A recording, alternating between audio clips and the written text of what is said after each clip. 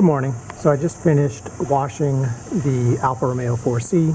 I thought it would be a good opportunity to talk about the lazy man's way of washing a very nice car. I know that there are a lot of car guys who really love detailing their cars and they sort of obsess over them. I'm not one of those guys. I love a nice, clean, well-detailed car, but I don't really enjoy the process. So I've tried to come up with some shortcuts along the way, things that I picked up from other people. You can see I've got a whole bunch of car products.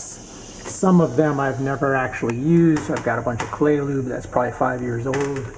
Another cool tool here is this little squeegee. A friend of mine who has had several nice cars, some Lotus Exige and Elise, Subaru WRX, recommended this to me recently, and it's pretty good. It's good to get a lot of the liquid off of a car, right? So what you do is you wash your car, and then you squeegee all the surfaces to get the bulk of the water off, and then you can use your microfiber cloths to do the final drying. I've used that once or twice. I just got this recently, so that works pretty well.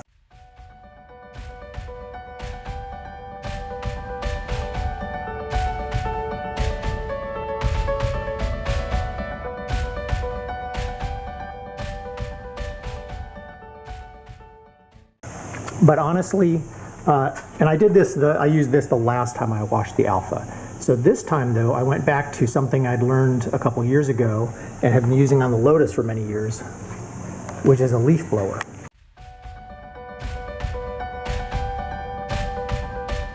I actually have two blowers that I use to dry the cars. And you're like, what? Blowers to dry the car? Yeah, I don't use towels to dry the car. This is a tip I picked up from someone who was detailing a Corvette many years ago. And it really works extremely well because you can get the nozzle up close to the car and really blow the water out of all those nooks and crannies, where when you dry with a towel and then you drive the car, water is going to drip out of all those nooks and crannies, causing all kinds of water stains and droplets and things like that. So this works extremely well. This was the first blower that I bought. I bought this probably 4 or 5 years ago and have been using it very successfully and enjoyed it a lot. It was a very cheap model that I got just because I had never done this before and has worked well. But as you can see, it has a cord, and I decided to try and upgrade. And so I found this one, which is a cordless, very light, very powerful. I was comparing the cubic feet per minute that these blowers can blow, and this one is actually more powerful than the plug-in one. So I wanted to upgrade to that, and I use it, for blowing leaves as well. But I'm going to go ahead and show you how I dry the car now with the Alfa Romeo 4C.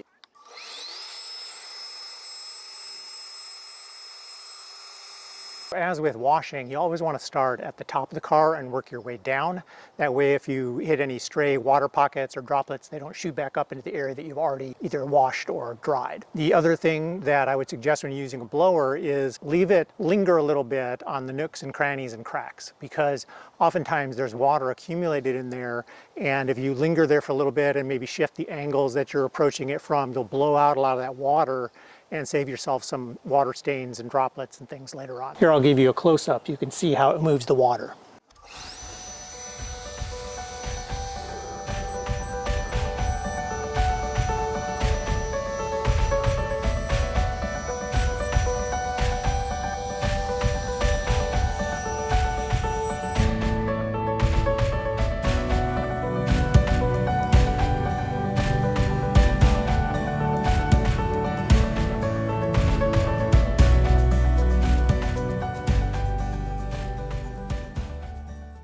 And voila, that car is pretty much dry.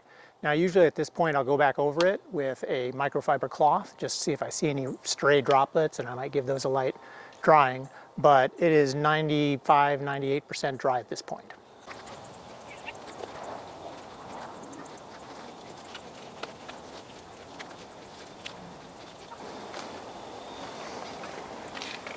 Squirrel.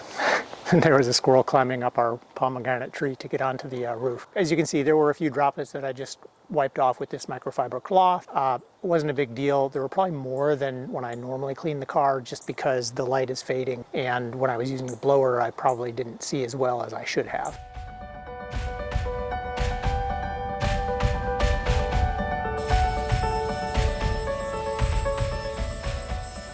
There you have it, car's dry, And one of the things I'll mention is you can probably tell how incredibly light this blower is, because I can balance it in one hand and kind of manipulate it and point it where I want it to go. It's pretty well balanced right in the center. So really easy to use, doesn't really fatigue your arms too much. I actually like it better than the corded one that I had previously. So hope you've enjoyed this video and found it helpful.